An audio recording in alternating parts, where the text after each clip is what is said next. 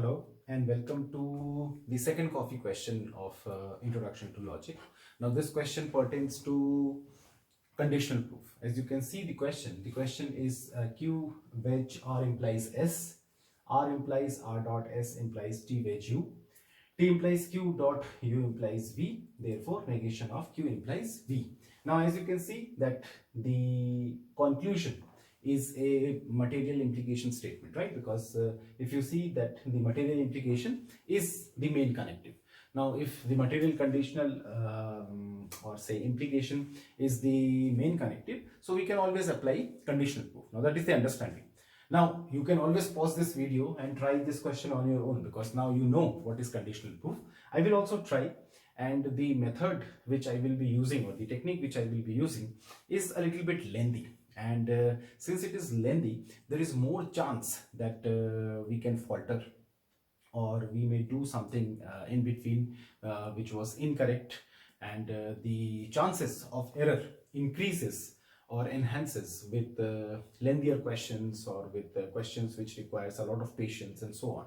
However, initially if you see, the question does not pose any challenge. In fact, you feel like that since we can apply conditional proof, the question will become easier. But as I told you in some videos back, as well as also in the class, that it is not a guarantee that conditional proof will make the question easier.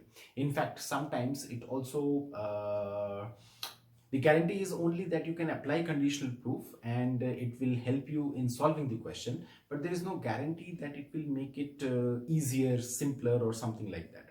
At least for this question, and for the time being, as I know, if the way I solve it is I will say is a lengthy method, is a fairly complex one, but you may always find a technique which can make this question simpler. So it is not only that I am solving this question for you, it is also a request that you can try this question on your own, in your own way, and try to see if you can make it simpler, easier, and less complex, right? Because if it is say shorter, and if we can use certain techniques which will be good and is not say I will say incorrect from the logical point of view, and you can devise a technique which is shorter, so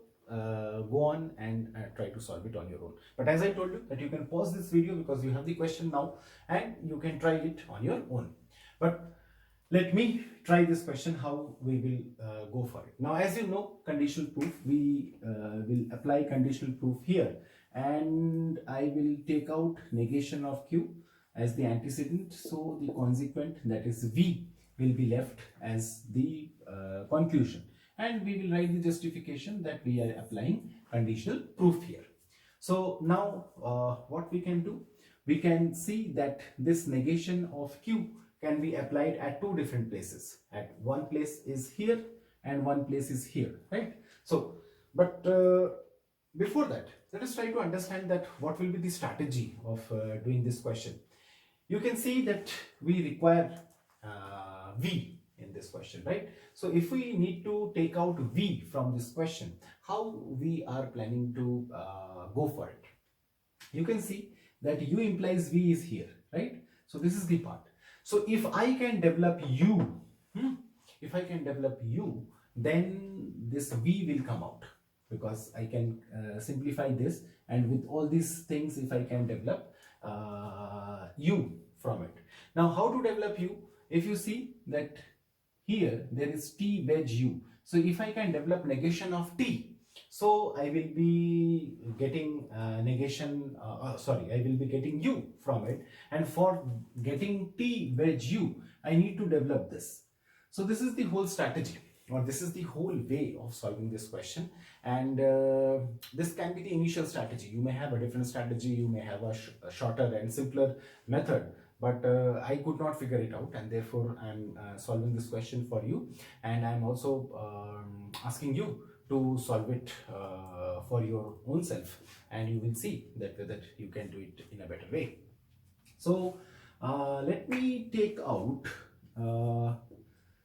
If I apply negation of Q here, I will get R implies S, right? So it will be first and fourth disjunctive syllogism. Okay, so this is the first thing which I can do. Okay, what else I can do? I can not do much from here. Apart from this, I cannot do. So I have to enter this line and see. Okay, I can also use negation of Q on this line, because if I simplify T implies Q and then I apply negation of Q on that, so I will get negation of T. Maybe that will be useful once I will get this part, right? So right now I have to enter line number 2 and I do not know how to enter with any other line, so I have to start solving it, right? So let us solve. Step number 6, what it can be? We can say that it will be negation of R wedge R dot S implication T wedge U. Okay, so this is second material implication, right? So this is something which I applied material implication on line number 2. Now let us try to work it out. This will be negation of R wedge R dot negation of R wedge S. Okay, and there is this implication. I can try one thing more. I can try to do one thing more. Okay, let me first try like this. T wedge U. Okay, so this will be 6 distribution, because I have distributed on line number 6. So this is the thing. Now as you can see that this is an implication, and this implication, and I have R implies S. Okay, but I cannot simplify anything from here. So what should be the strategy?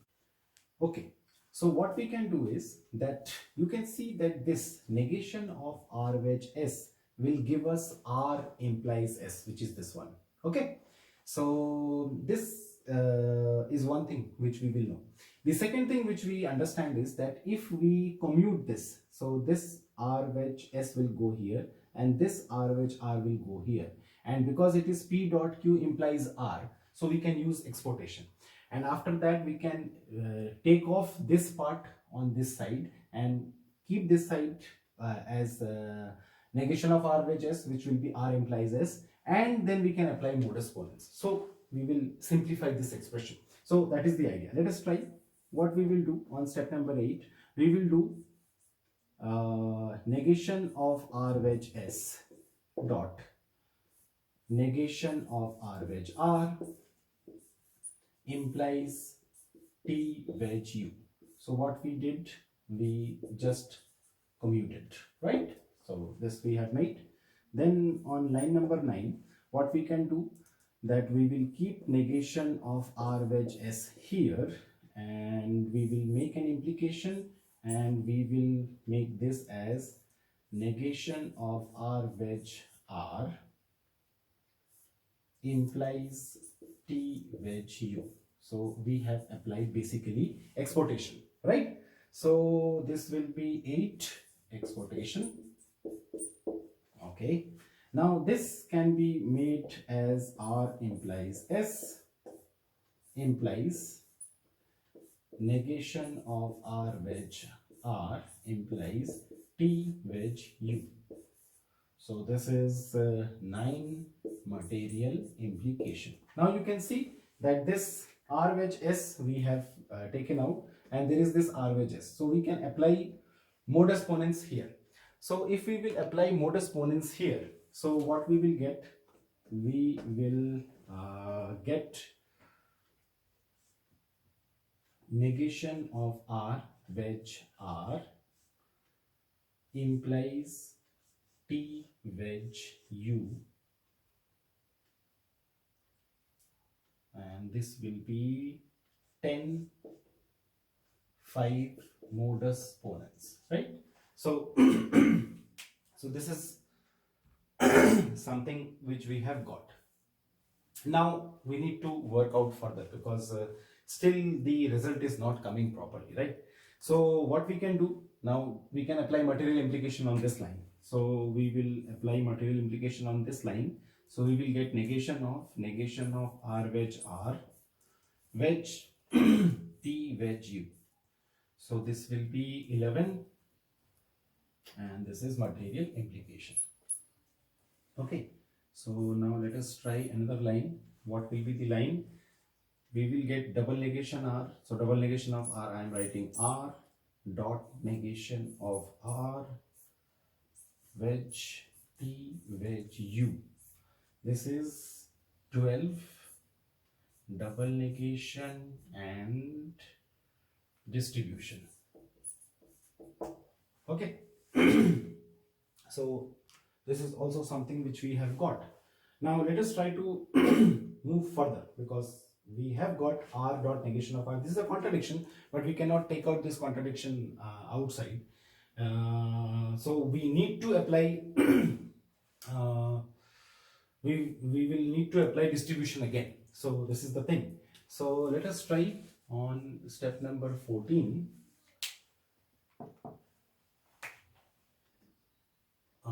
On step number 14, what we will get? R dot negation of R. So it will be R wedge T wedge U, and the second one will be negation of R wedge T wedge U. This is 13 distribution, right? So you can see that this dot has come outside and this wedge has gone inside, right? So it will be like this. Now what we have to see? Now what we have to see is an interesting thing and also an important thing, that we need to develop it in a way that it gives us something so that we can simplify, right? And we can reach either here or here or here on these lines. So this is the thing which we need to develop. So there is some thought process which needs to go here. And what will be the thought process? I will ask you to pause the video and think a little bit that from this step where we can go, because these are the things, like you have simplified, you have come to a result and you have reached this place. Now you need to think on your own that how we can simplify a little bit so that we will get the result. Now one strategy which I can tell you is that you need to develop it. Like if you see R wedge T, you will find that this T wedge U is common, right? So T wedge U is something also which is here. So can we do something with it? Like for that matter, if you see that this is something and this is also something, you can both you can turn both into an implication. This will turn into negation of R implies T wedge U, and this will turn into R implies T wedge U. Now then you can transpose, right? You can transpose and see if you can get something out of it. So those things which you are certain things which you need to think if you are getting my point. So I'm pausing this video here so that you can think a little bit on this part. Okay, welcome back, and I hope so that you have understood the question. Now what you can do is that on step number 15 you can simplify this R wedge T wedge U, right? So this will be 14 simplification. Fine. You also need to simplify this. So negation of R wedge T wedge U. So this will be 14 commutation and simplification, right? So you got both of them. Now if you see, this will become R implies T wedge U. So this is this will be 16 material implication, and 18 what we can do is that we can apply material implication here as well. So it will be negation of R implies T wedge U, right?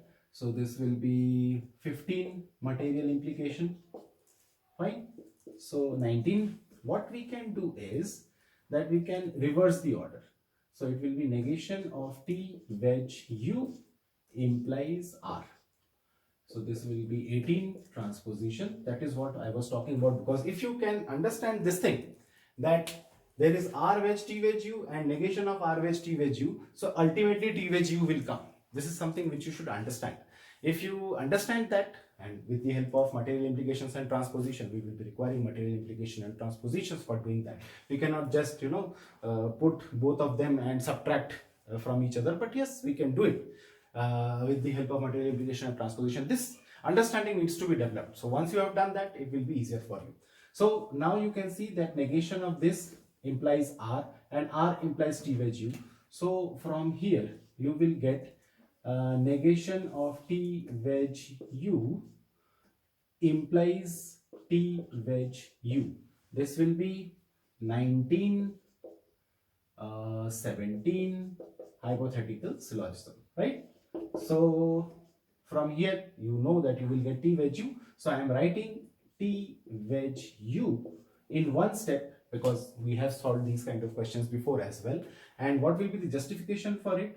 We will write on 20 we have applied material implication, and then double negation, and then tautology, right? So I am using 3 steps in a single step, because now you know these type of questions. We have solved a lot of questions like that, and we know that if we get this expression, so it will be double negation T wedge U wedge T wedge U, and then double negation will be removed, so it will be T wedge U wedge T wedge U, and then we will apply tautology, so it will become like this. So we know this, so I have done it in one single step. So you have got T wedge U. So this will simplify your task a lot. I will simplify T implies Q from here. So from third step, I will simplify T wedge Q. So third simplification. Now I can apply negation of Q on this. So I will get negation T. This is going to be 22, 4 modus tollens. So I will get, because this negation of Q and T implies Q, I will get negation T. So I got negation T. So negation T I can use on this line. So I will get U because of 21, 23 disjunctive syllogism. And now I need to simplify this U implies V, because the answer is V, right? So what I will do, I will simplify U implies V. So this will be 3 commutation simplification, fine. And on 26 I will apply U, so I will get V. This is 25, 24 modus ponens, right? So you see the answer is V, and you have also got V here. So even if you see that the question does not seem to pose any challenge, but the challenge was to enter line number 2, and the challenge was also to understand that how we can come out with an expression. These kind of questions give you a lot of ideas that how you need to solve a question, how you need to enter the question, what are the things which you should keep in mind, and so on. So even if it looked simpler initially, but it was not so simple. And second thing is that you need to keep the patience, and you also need to develop strategies in between, because only solving a step will not make you reach the question, or you can reach the answer, but rather you need to also develop a strategy that, okay, if I develop this and after this I develop this, so I can reach an answer. If, as in some last video also I have discussed, that if suppose your strategy goes wrong, so you need to stop there and develop a new strategy. Think of another strategy, because the questions are solvable, so there will be a strategy. If one strategy fails, so you need to develop another strategy. So this was a good question. I also used to be a coffee question. Few students have solved it. Last time when we have solved it, it was around 31 to 32 steps. Today we solved it was 26 steps, and I'm pretty sure that if you will be solving, it will become even lesser. And say in 2025, if I'm teaching logic and if I'm taking this course, this question in a classroom, so I can always say that the 2019 batch actually made it a 22 steps question or a 20 steps question. So try and see if you can reduce these steps. Thank you.